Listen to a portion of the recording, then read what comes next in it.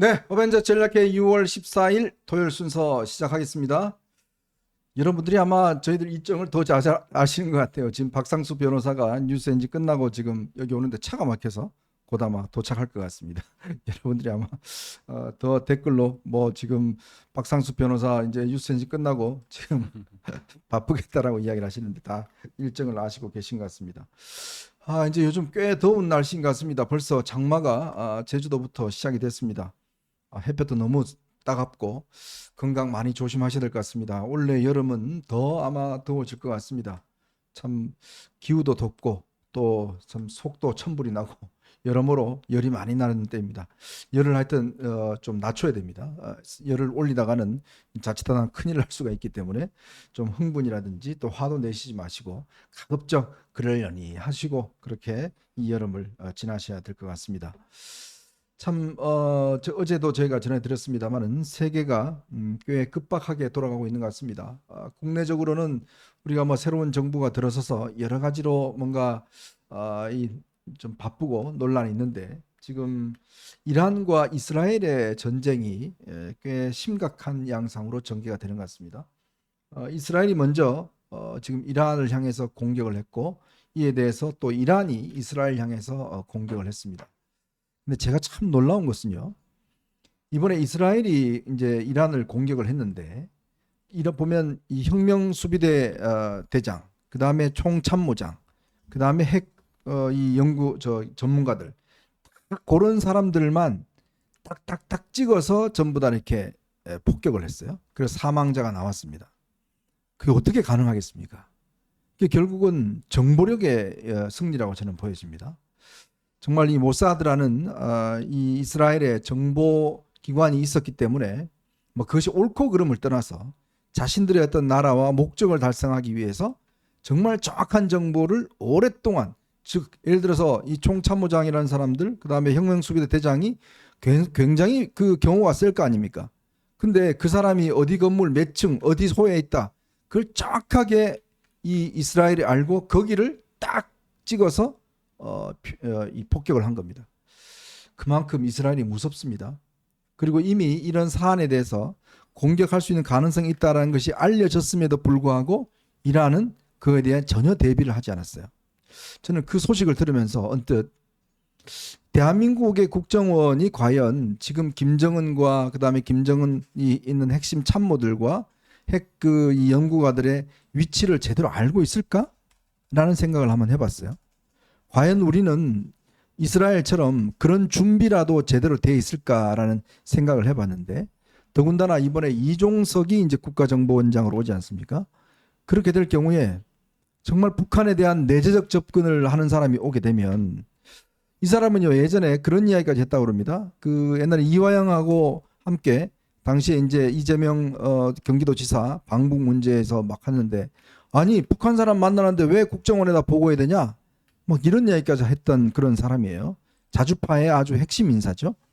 근데 이런 사람들이 대한민국의 안보기관을 좌지우지한다라고 했을 때 제가 볼 때는 모사드의 진짜 발톱에 때도 못 따라가는 거 아닌가 싶습니다. 뭐 충분히 예견할 수 있는 일이고요. 그런 어떤 오해를 불식시키기 위해서 아마 이재명 대통령 스스로 뭐 첫 번째 통화 뭐 당연히 미국하고 하는 게 맞는 것이고 네. 두 번째 통화를 시진핑이냐 뭐 일본이냐 했을 때 일본하고 한 거 아닙니까? 그래서 그런 오해를 불식시키기 위해서 한 것 같다는 생각이 드는데 그 두 번째가 이제 결국은 나토 참석하는 문제인 것 같아요. 네. 그래서 처음에는 나토를 참석을 안 할 것처럼 하다가 지금은 뭐 하는 분위기로 좀 바뀐 것 같은데 그 정세현 전 장관이 나와서 그런 이야기를 했죠. 언론 인터뷰에서 이제 처음에는 이제 그 G7은 가더라도 나토는 가지 말라 한 네. 이유가 나토를 가게 되면은 그게 결국은 지금 러시아하고 이제 우크라이나 전쟁 때문에 지금 대립을 하고 있지 않습니까? 그리고 거기를 가게 되면은 일본이 주창하고 있는 어떤 일본판 아세안 나토 이런 거 창설에 빌미를 주는 거다.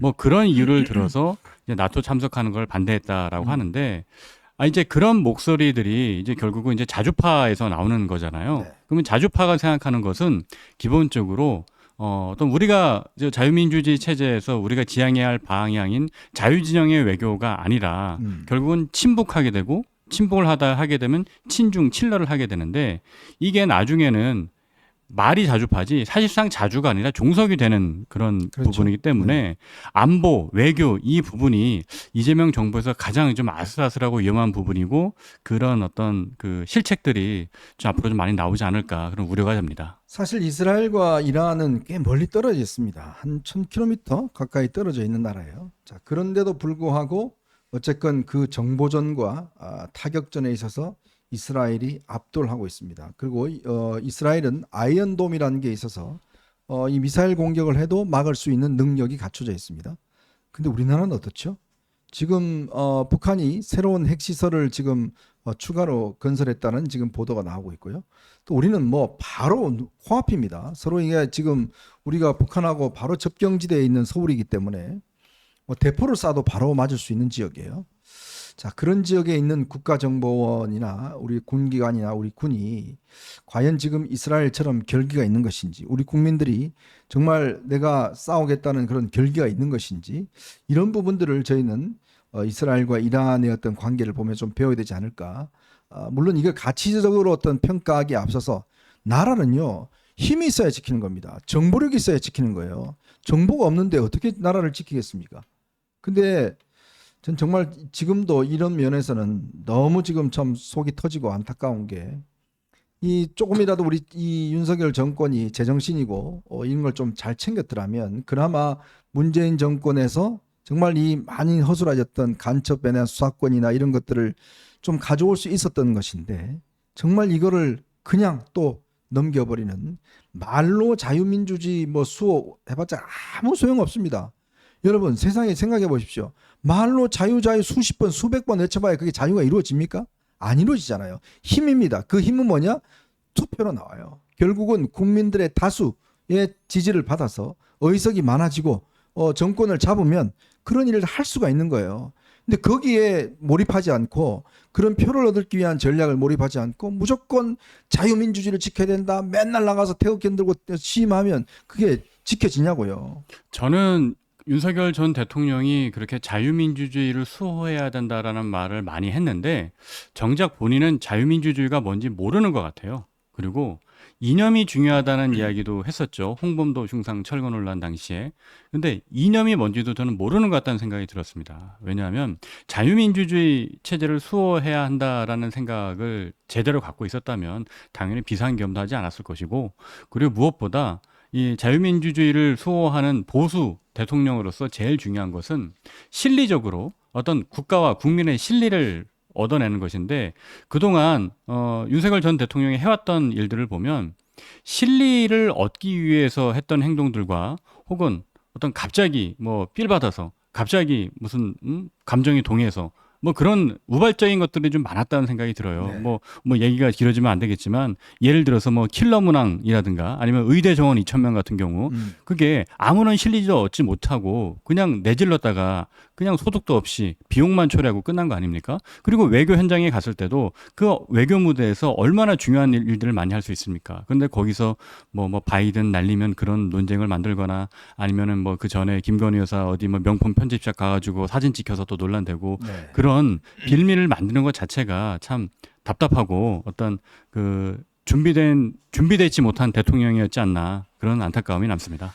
네, 어쨌건 우리가 이제 하나하나 차근차근 준비를 해야 되겠습니다. 말보다는 실력을 키우고 실력을 키우기 위해서는 국민 정서에 부합되는 일들, 또 중도층들을 끌어안을 수 있는 일들, 또 그런 인물들 이런 것들을 내세워서 차근차근 국민들의 신뢰와 지지를 얻어 나가야지 하루아침에 뭔가 되는 일은 없습니다. 그게 굉장히 어려운 과정일 겁니다. 꾸준하게 인내심을 갖고 국민들 다수의 동의를 얻어 나갈 수 있는 그런 일들을 저희가 해야 된다는 그런 생각이 듭니다. 자, 그리고 오늘은 뭐 소위 세자 전화 오늘 결혼식 날이라고 이야기를 하더군요. 오늘 오후 5시에 이재명 대통령의 큰아들인 이동호 씨가 오늘 비공개 결혼식을 가진다고 그럽니다. 뭐 장소는 다 웬만한 분은 다 알려져 있는데 자꾸 언론에서 뭐 서울 소재 뭐 모고시라고 하는 이야기하니까 왜냐하면 테러 문제 이런 거 있기 때문에 저희도 뭐 장소는 말씀드리지 않겠습니다. 근데 보니까요 오늘 이 비공개로 하는데 민주당 의원들 전원이 초청장을 받았다고 그래요. 그리고 이 아들이 청첩장을 저도 봤는데 자기 은행 계좌를 갖다가 여기다가 올려놨더라고요. 그래서 이게 참 앞으로 문제가 될 수도 있겠구나라는 생각이 들었어요. 왜냐하면 이거 뭐 국회의원들 입장에서는 축의금 얼마나 내야 될까요? 제가 그래서 민주당 의원들한테 물어봤어요. 야, 이거 저 돈 얼마 내려고 그래? 아, 그래서 고민스러워 죽겠다는 거예요. 이거 지금 뭐 돈을 몇십만 원 낼 수도 없고. 근데 이제 공직자 같은 경우는 10만 원인가요? 이거 낼 수밖에 없는데 그러다가 또 뭐 이 보고 이것밖에 안 냈어? 뭐 이런 거 아까 싶어서 또 인사철이지 않습니까? 그러다 보니 이게 돈을 얼마나 내야 될지 고민들이 많은 것 같습니다. 참 어쨌건 이 권력자의 자녀들의 결혼식일수록 좀 조용하고 좀 이렇게 해야 될 텐데 참 이게 온 천지에 다 알리고 결혼식을 하다니 글쎄 모르겠습니다. 아마 뭐 사돈되는 사람은 대전에서 마트를 경영하는 분이라고 그렇게 이야기를 하고 있습니다.